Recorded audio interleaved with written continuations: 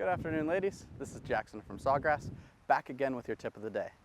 This week we're going to be working on pace of our putts, distance control, and also reading greens. So first up, we're going to talk a little bit about distance control. This is one of my favorite drills for this. So whenever I'm coming out and I really want to focus on getting the speed of a new green or just practicing in general for every time I play, I'm going to take a look at making a box around the hole. So first step, we're going to lay our putter across the hole and we're going to take a look. We want about a putter's length between each tee across the hole. From there, we're going to take another 2 feet behind the hole, put another couple tees down, and then another tee down about a foot to 6 inches in front of the hole. If we can put it in this box every time, this is going to leave us with a 2 foot or less putt into the hole for our second putt. This is an easily makeable putt for a lot of our golfers, and it's going to make our putting numbers go way better. So next, we want to look at how do we read the putt. First step that I like to do, I like to take a look behind the hole, kind of get an idea of whether it's going to break left to right or right to left. From here, the left side of the hole is going to be higher than the right, so it's going to be breaking from left to right. Next, we'll take a walk around the hole. I've put a little tee down here for you to see. This is going to be our midway point of our putt. As we walk through, we just want to keep an idea of whether it's uphill, downhill. Start taking a look at that.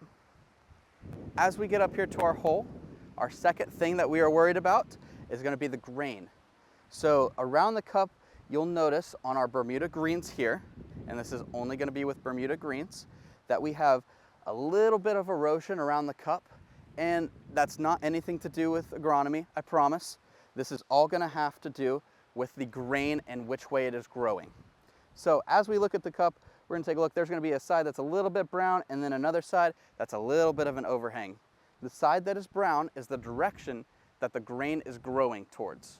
Alrighty? So our grain is growing this direction here, so we know our putt is going to be a little bit into the grain and can be a little bit slower. Now, as we come back around the other side of the hole, or the other side of our putt, we want to take a stop here at the midway point again and really decipher whether this is going to be an uphill putt or a downhill putt. This one is pretty flat, maybe a little bit uphill, so it's going to be a little bit slower than normal, but pretty true to its pace. So lastly, as we step back here behind the putt, we're getting ready to hit it. We pick out a specific spot. I usually like to aim at a spot that's about at my midway point. So for me, I'm aiming at about a cup left of the hole, which means it's going to go right over this area. As I step up to my putt, I'm only thinking about that spot and how hard I need to hit it. So as I line up, I think about my spot, line up for it, and then from here, as I take a practice stroke, all I think about is my speed, making a nice smooth stroke and keeping my tempo very consistent.